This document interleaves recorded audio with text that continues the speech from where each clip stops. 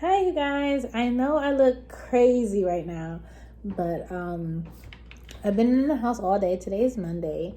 I've been in the house all day because school is canceled for 2 weeks because of this crazy corona outbreak.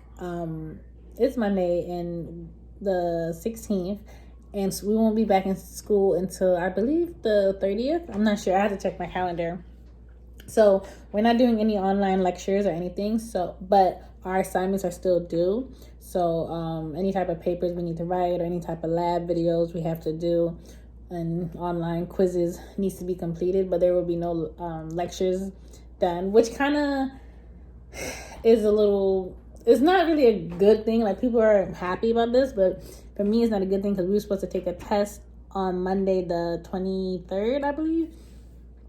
And now I don't know where that leaves us with a test, because I don't want, because of this, we take a test on that following Monday. We come back and then they cram a whole bunch of a whole bunch of material to learn for the final.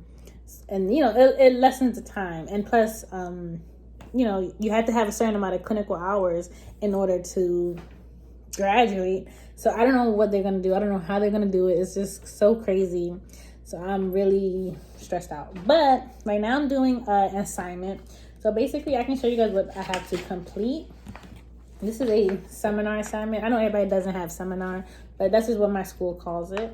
Basically we have to read an article about failure to rescue a patient. And each student has a certain scenario, like a certain patient. And then you would answer a list of questions of how to prevent an occurrence of failure to rescue the patient. So my patient is a client with diabetes on mealtime plus correctional insulin who is at risk for hypoglycemia. So basically it's just some questions that I can show you guys. So basically these are the questions. So this is my scenario that I was telling you guys. Number 7, client with diabetes on mealtime plus correctional insulin who's at risk for hypoglycemia. And then I have a series of questions, 4 questions. What would you include in a focus assessment for this client? You guys can read it. And then you got to list some interventions that you would do, and what tasks can you delegate to the LPN, or UAP just means CNA. It stands for unlicensed. I don't even know, but it's basically CNA. So yeah, this is my seminar assignment. It's only worth 2 points, but it's a lot of work. So I'm basically gonna just copy and paste what client I have. Sorry, I'm doing this with one hand. And open up my assignment and then just paste it.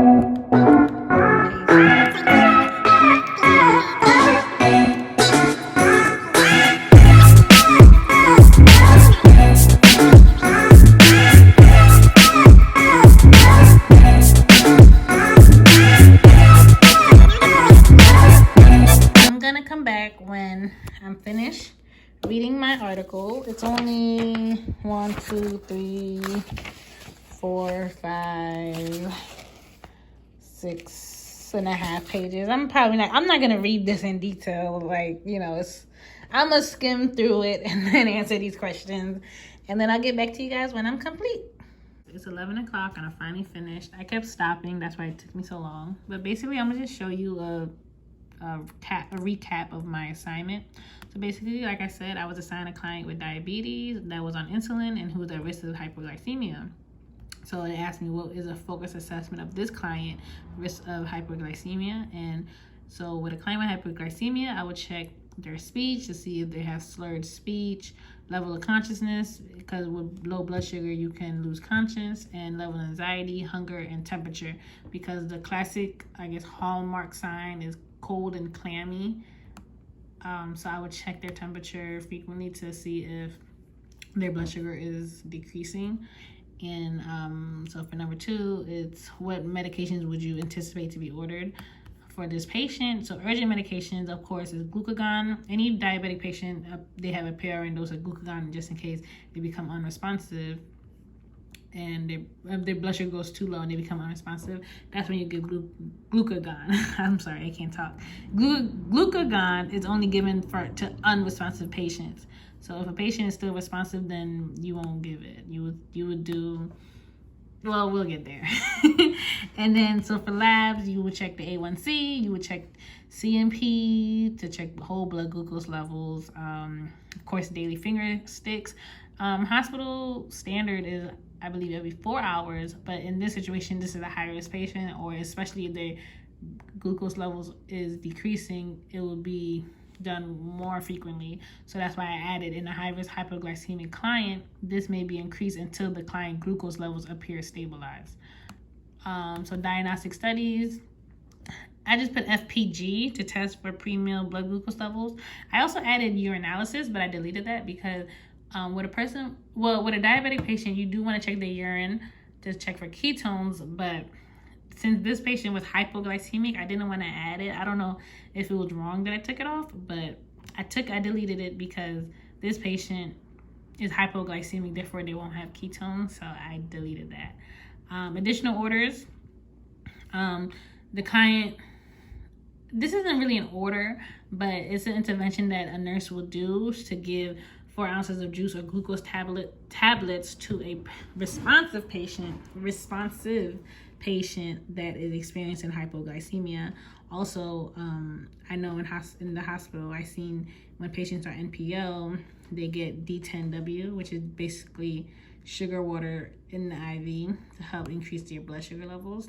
So interventions, you had to choose 5 interventions out of this 7 that relates to your patient. So of course, fetal heart tone doesn't relate, and suicidal risk assessment doesn't relate to hypoglycemic patients. So I choose temperature, pulse, respiration, blood pressure, and pulse ox. And these are standard vital signs, and it makes sense why you would check this. Like temperature, the person will be sweating, they'll be cold and clammy, so their temperature may rise. Pulse,